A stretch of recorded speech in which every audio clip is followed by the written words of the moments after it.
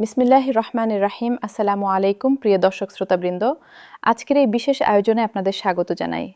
আজকের বিষয় নিয়ে বলার আগে একটা কথা বলে নিতে চাই। গত কয়েক সপ্তাহে আমাদের দর্শকদের মধ্য থেকে শত শত বার্তা এসেছে। কেউ লিখেছেন বাবার পেনশনের কথা, কেউ লিখেছেন মায়ের কষ্টের কথা, কেউ লিখেছেন নিজের অবসরের প্রস্তুতির কথা। এই বার্তাগুলো পড়তে পড়তে একটাই উপলব্ধি হয়েছে, পেনশন গেজেট শুধু একটি সরকারি দলিল নয়, এটি কোটি মানুষের জীবনের সাথে জড়িত একটি মানবিক বিষয়। আজকের পর্বে সেই মানবিক দিকটি সবচেয়ে বেশি তুলে ধরার চেষ্টা করব। সাথে থাকবে অর্থনৈতিক বিশ্লেষণ, ইতিহাস এবং ভবিষ্যতের দিকে তাকানো। চলুন শুরু করা যাক। প্রথম পর্ব, একটি দিনের গল্প। ভোর 5:30। এখনো আলো ফোটেনি। একজন মানুষ উঠে বসেছেন, বয়স 77। হাঁটু ব্যথায় রাতে ঠিকমতো ঘুম হয়নি। টেবিলে রাখা ওষুধের প্যাকেটটার দিকে তাকালেন। মাসের শেষ। পেনশনের টাকায় এই মাসের ওষুধ কেনা হয়েছে, কিন্তু পেট ভরে খাওয়ার টাকা আর নেই। ছেলে ঢাকায় থাকে, নিজের সংসার নিয়েই টানাটানি। মেয়েকে কিছু বলা যায় না, সে শ্বশুর বাড়িতে, তাই চুপ করে বসে আছেন। সকালে উঠে আবার গুনবেন, আর কতদিন মাসের শেষ পর্যন্ত টিকতে পারবেন এই টাকায়। এই মানুষটি কোনো ব্যর্থ মানুষ নন। তিনি 3 দশকেরও বেশি সময় রাষ্ট্রের সেবা করেছেন, জীবনের সেরা বছরগুলো দিয়েছেন এই দেশকে, আর এখন শুধু চান মাসের শেষ পর্যন্ত সম্মানের সাথে বাঁচতে। এই মানুষটির জন্যই আজকের পর্ব। দ্বিতীয় পর্ব, পেনশন শব্দটির জন্ম এবং এর আসল মানে। পেনশন শব্দটি এসেছে লাতিন শব্দ পেনসিও থেকে, যার মানে হলো পরিশোধ বা মূল্য চুকানো। মধ্যযুগ থেকেই ইউরোপে রাজারা তাদের বিশ্বস্ত সৈনিক ও সেবকদের বৃদ্ধ বয়সে নিয়মিত অর্থ দিতেন। এটাকে আধুনিক পেনশনের আদিরূপ বলা যায়। ধীরে ধীরে এই ধারণা বিকশিত হয়েছে। আজকের পেনশন ব্যবস্থায় মূল ভাবনাটা হলো, একজন মানুষ যখন কাজ করতে পারেন তখন তিনি শুধু নিজের জন্য নয়, রাষ্ট্রের জন্যও কাজ করেন। তাই রাষ্ট্রের দায়িত্ব আছে তার কাজ করার ক্ষমতা শেষ হয়ে গেলে তাকে ধরে রাখার। এই ধারণাটা শুধু অর্থনৈতিক নয়, নৈতিকও। কিন্তু আজকের বাংলাদেশে অনেক পেনশনভোগীর কাছে এই নৈতিক প্রতিশ্রুতিটা অপূর্ণ মনে হচ্ছে, আর সেই অপূর্ণতা পূরণ করার দলিলটির নামই পেনশন গেজেট। তৃতীয় পর্ব, সংখ্যায় যে বাস্তবতা লুকিয়ে আছে। পরিসংখ্যান অনেক সময় ঠান্ডা মনে হয়, কিন্তু এই পরিসংখ্যানের পেছনে যে মানুষগুলো আছেন তাদের কথা মনে রাখলে সংখ্যাগুলো আর ঠান্ডা থাকে না।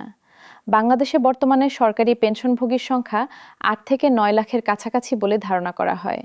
এদের মধ্যে একটি বড় অংশ অনেক আগে অবসরে গেছেন, যখন বেতন কাঠামো অনেক নিচে ছিল। তাদের পেনশন আজকের বাজারে একটি পরিবারের সপ্তাহের বাজারও করতে পারে না। এই মানুষগুলোর কথা যখন বাজেটে আলোচনা হয়, তখন তারা শুধু একটি লাইন আইটেম, পেনশন বাবদ এত হাজার কোটি টাকা। কিন্তু সেই লাইনের পেছনে আছে লাখো পরিবারের রাতের খাওয়ার হিসাব, ওষুধ কেনার চিন্তা আর পরের মাসের অপেক্ষা। চতুর্থ পর্ব, পেনশন কাঠামোর 3টি মৌলিক ত্রুটি। বাংলাদেশের বিদ্যমান পেনশন কাঠামোয় 3টি মৌলিক সমস্যা আছে, যেগুলো বছরের পর বছর ধরে পেনশনভোগীদের কষ্টের কারণ হয়ে আসছে। প্রথম সমস্যা হলো স্থিরতা। পেনশনের পরিমাণ একবার নির্ধারিত হয়ে যায় এবং দীর্ঘ সময় পরিবর্তন হয় না, কিন্তু বাজার থামে না। প্রতি বছর দ্রব্যমূল্য বাড়ে, ফলে পেনশনভোগীর প্রকৃত ক্রয় ক্ষমতা প্রতি বছর কমতে থাকে। দ্বিতীয় সমস্যা হলো বৈষম্য। যিনি উচ্চ গ্রেডে ছিলেন তার পেনশন অনেক বেশি, যিনি নিচের গ্রেডে ছিলেন তার পেনশন অনেক কম, কিন্তু উভয়েরই জীবনযাপনের খরচ প্রায় একই। এই বৈষম্যটা অনেক সময় অমানবিক হয়ে যায়। তৃতীয় সমস্যা হলো প্রক্রিয়াগত জটিলতা। পেনশন পেতে গেলে যে পরিমাণ কাগজপত্র, যে পরিমাণ দৌড়াদৌড়ি করতে হয়, তা একজন সুস্থ তরুণের পক্ষেও কঠিন। বৃদ্ধ, অসুস্থ পেনশনভোগীর জন্য তা রীতিমতো অসম্ভব। নতুন পেনশন গেজেটে এই 3টি সমস্যার সমাধান কতটা থাকছে, সেটাই দেখার বিষয়। পঞ্চম পর্ব, গ্র্যাচুইটির হিসাব এবং একটি অপ্রিয় সত্য। অবসরে যাওয়ার সময় যে এককালীন অর্থ পাওয়া যায় তাকে বলে গ্র্যাচুইটি।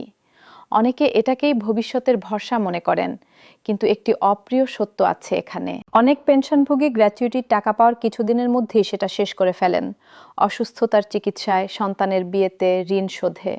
গ্র্যাচুইটির টাকা এককালীন বড় মনে হলেও আজকের খরচের হিসেবে এটা অনেক সময় যথেষ্ট নয়। আর গ্র্যাচুইটি একবার শেষ হয়ে গেলে পেনশন ছাড়া আর কোনো নিয়মিত আয় নেই। সেই পেনশনটাই যদি অপর্যাপ্ত হয়, তাহলে মানুষটির সামনে কোনো বিকল্প থাকে না। তাই শুধু গ্র্যাচুইটির হার বাড়ানো নয়, মাসিক পেনশনকেও জীবনযাপনের উপযোগী করা জরুরি। ষষ্ঠ পর্ব, পেনশন পাওয়ার যাত্রা, একটি ধাপে ধাপে চিত্র।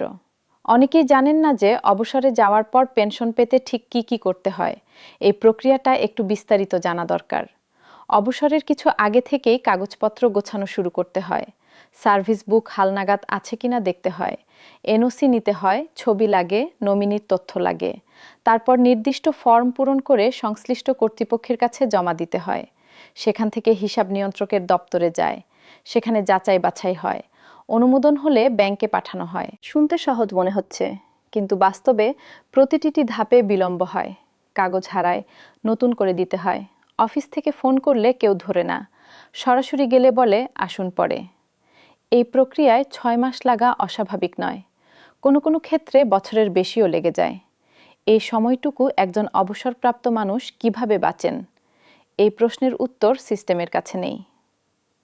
সপ্তম পর্ব, নারী পেনশনভোগীরা দ্বিগুণ বৈষম্যের শিকার। পেনশন আলোচনায় একটি বিষয় প্রায় উপেক্ষিত থাকে, নারী পেনশনভোগীদের বিশেষ পরিস্থিতি।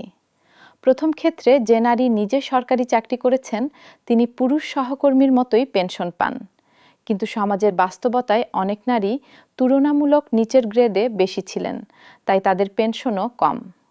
দ্বিতীয় ক্ষেত্রে যে নারী স্বামীর পেনশনের উত্তরসূরি হিসেবে পারিবারিক পেনশন পাচ্ছেন তিনি মূল পেনশনের অর্ধেক বা তারও কম পান। এই নারীটি হয়তো কখনো নিজে আয় করেননি, সংসার ও সন্তান পালনেই জীবন কাটিয়েছেন। এখন স্বামীবিহীন একাকী জীবনে তিনি সবচেয়ে বেশি আর্থিক ঝুঁকিতে। তৃতীয়ত, পারিবারিক পেনশন পাওয়ার প্রক্রিয়াটি এই নারীদের জন্য বিশেষভাবে কঠিন। স্বামীর মৃত্যুর পর কাগজপত্র সংগ্রহ করা, ছবি তোলা, দপ্তরে যাওয়া, একা একজন বৃদ্ধা নারীর জন্য এই কাজগুলো অনেক সময় পাহাড় সমান মনে হয়। নতুন পেনশন গেজেটে নারী পেনশনভোগীদের জন্য বিশেষ বিবেচনা থাকা উচিত। অষ্টম পর্ব, পেনশন ও স্বাস্থ্যসেবা, একটি অসম্পূর্ণ সংযোগ। বয়স বাড়ার সাথে সাথে মানুষের শরীর দুর্বল হয়, চিকিৎসার দরকার বাড়ে, ওষুধ লাগে, ডাক্তার দেখাতে হয়, হাসপাতালে যেতে হয়। কিন্তু একজন পেনশনভোগী এই চিকিৎসার খরচ কিভাবে মেটান? বাংলাদেশের সরকারি হাসপাতালে বিনামূল্যে বা কম খরচে চিকিৎসা পাওয়ার কথা আছে, কিন্তু বাস্তবতা হলো সরকারি হাসপাতালে ভিড়, সিরিয়াল পেতে কষ্ট, ওষুধ প্রায় পাওয়া যায় না। বিশেষজ্ঞ ডাক্তার দেখাতে গেলে বেসরকারি চেম্বারে যেতে হয়।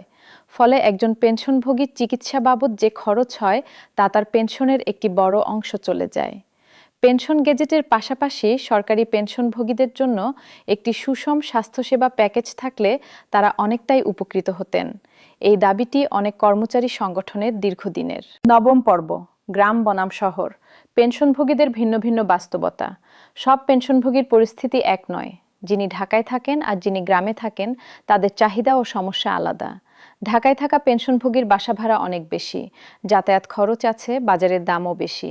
পেনশনের টাকায় ঢাকায় টিকে থাকা অনেক কঠিন। গ্রামে থাকা পেনশনভোগীর হয়তো নিজের বাড়ি আছে, ভাড়া দিতে হয় না, বাজারে তুলনামূলক কম খরচ, কিন্তু ব্যাংক দূরে, পেনশন তুলতে কষ্ট হয়, হাসপাতাল আরও দূরে, ডাক্তার দেখাতে গেলে বড় শহরে যেতে হয়, সেই যাতায়াত ও চিকিৎসার খরচ পুষিয়ে নেওয়া কঠিন। আর প্রত্যন্ত অঞ্চলে থাকলে ব্যাংক শাখাও নেই কাছে, প্রতি মাসে পেনশন তুলতে মাইলের পর মাইল যেতে হয়। এই যাত্রাটাই বৃদ্ধ বয়সে একটি কঠিন পরীক্ষা। মোবাইল ব্যাংকিং বা সরাসরি মোবাইলে পেনশন প্রদানের ব্যবস্থা এই সমস্যা অনেকটাই কমাতে পারে। দশম পর্ব, পেনশন ও একাকিত্ব, যে কথা কেউ বলেন না। পেনশনভোগীদের জীবনে একটা বিষয় আছে যা নিয়ে কেউ কথা বলেন না, একাকিত্ব। সারা জীবন অফিসে গেছেন, সহকর্মীদের সাথে ছিলেন, কাজের ব্যস্ততায় সময় কাটত। হঠাৎ অবসরের পর এই সব কিছু থেমে যায়। সহকর্মীরা ব্যস্ত, ছেলেমেয়েরা নিজেদের জীবন নিয়ে আছে, সমাজে বৃদ্ধদের জন্য বিনোদনের ব্যবস্থা নেই। এই একাকিত্বের সাথে যদি যোগ হয় আর্থিক অনিশ্চয়তা, তাহলে মানুষটি ভেতরে ভেতরে ভাঙতে শুরু করেন। গবেষণায় দেখা গেছে আর্থিক অনিশ্চয়তায় থাকা বয়স্ক মানুষের মানসিক স্বাস্থ্য দ্রুত খারাপ হয়। বিষণ্ণতা, উদ্বেগ, ঘুমের সমস্যা এগুলো বাড়তে থাকে। পেনশন যদি নিশ্চিত হয়, যদি আর্থিক চিন্তা কমে, তাহলে এই মানুষগুলোর মানসিক স্বাস্থ্যেও ইতিবাচক প্রভাব পড়বে। একাদশ পর্ব, পেনশন ব্যবস্থা ও রাষ্ট্রের বিশ্বাসযোগ্যতা। একটি রাষ্ট্র তার নাগরিকদের কাছে কতটা বিশ্বাসযোগ্য তার একটি বড় পরিমাপক হলো সে রাষ্ট্র তার দেয়া প্রতিশ্রুতি কতটা রাখে। পেনশনের প্রতিশ্রুতি রাষ্ট্র দিয়েছে চাকরিতে যোগদানের দিন থেকেই। ৩০ বছর পর সেই প্রতিশ্রুতি যদি পুরোপুরি রক্ষিত না হয়, যদি পেনশনের পরিমাণ জীবনযাপনের জন্য অপর্যাপ্ত হয়, যদি পেতে কষ্ট হয়, তাহলে রাষ্ট্রের বিশ্বাসযোগ্যতায় একটা চিড় ধরে। এই চিড়ের প্রভাব শুধু পেনশনভোগীদের মধ্যে সীমাবদ্ধ থাকে না, তরুণ প্রজন্ম দেখে। তারাও একদিন সরকারি চাকরিতে আসার কথা ভাবেন। যদি দেখেন যে রাষ্ট্র তার প্রতিশ্রুতি ঠিকমতো রাখে না, তাহলে তারা সরকারি চাকরিকে আর আকর্ষণীয় মনে করবেন না। তাই পেনশন গেজেট শুধু আজকের পেনশনভোগীদের বিষয় নয়, এটি রাষ্ট্রের দীর্ঘমেয়াদী বিশ্বাসযোগ্যতার বিষয়ও। দ্বাদশ পর্ব, প্রতিবেশী দেশগুলো থেকে শিক্ষা। আমাদের প্রতিবেশী দেশগুলো তাদের পেনশন ব্যবস্থায় কিভাবে এগিয়েছে সেটা একটু দেখলে কিছু শিক্ষা নেওয়া যায়। ভারতে প্রতি 10 বছরে কেন্দ্রীয় বেতন কমিশন হয়। এই কমিশন পেনশন সহ পুরো বেতন কাঠামো পর্যালোচনা করে। মহার্ঘ ত্রাণ নামে প্রতি 6 মাস বা বছরে একবার মূল্যস্ফীতির সাথে সামঞ্জস্য রেখে একটি সংযোজন দেওয়া হয়। শ্রীলঙ্কায় পেনশনভোগীদের জন্য ডিজিটাল পোর্টাল আছে, যেখানে অনলাইনে অনেক প্রক্রিয়া সম্পন্ন করা যায়। মালয়েশিয়ায় সরকারি পেনশনভোগীদের জন্য আলাদা স্বাস্থ্যসেবা কার্ড আছে, যা দিয়ে সরকারি হাসপাতালে অগ্রাধিকার ভিত্তিতে চিকিৎসা পাওয়া যায়। এই উদাহরণগুলো বলে দেয় যে পেনশন ব্যবস্থাকে আরও মানবিক ও কার্যকর করার পথ আছে।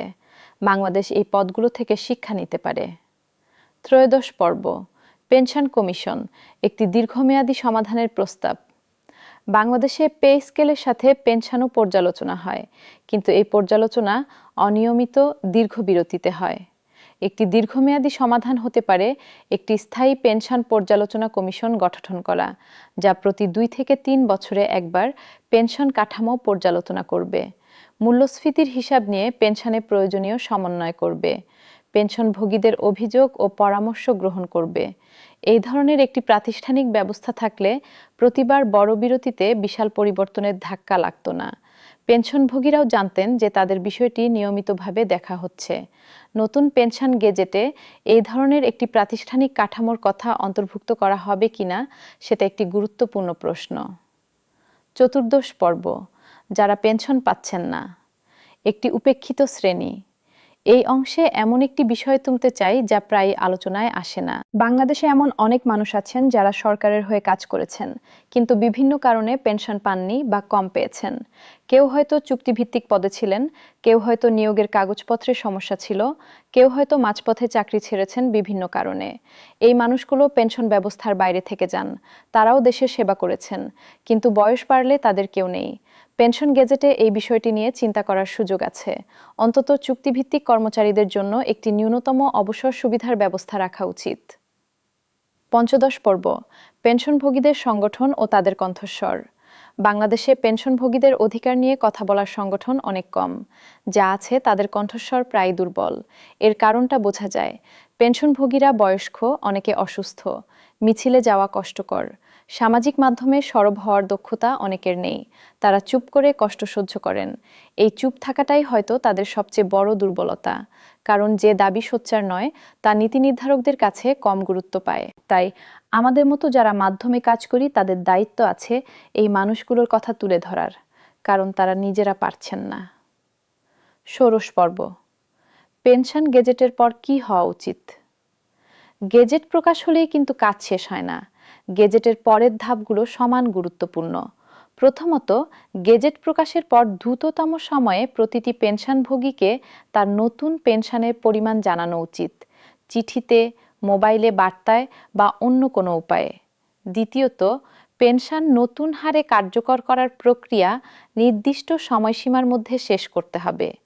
অনির্দিষ্টকাল ঝুলিয়ে রাখলে চলবে না। তৃতীয়ত, যারা গেজেট বুঝতে পারছেন না তাদের জন্য সহজ ভাষায় নির্দেশিকা প্রকাশ করা উচিত। স্থানীয় প্রশাসনের মাধ্যমে সচেতনতা তৈরি করা উচিত।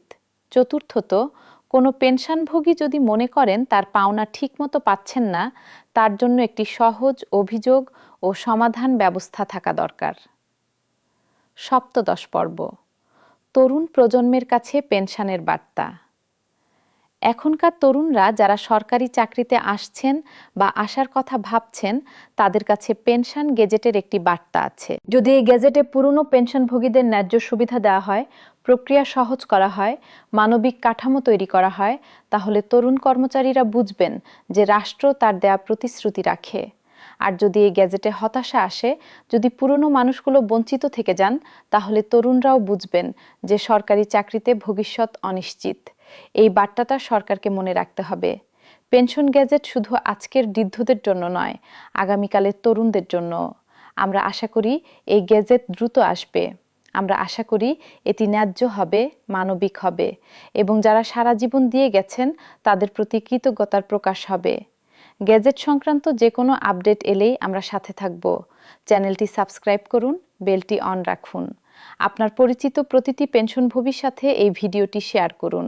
ধন্যবাদ। আল্লাহ হাফেজ।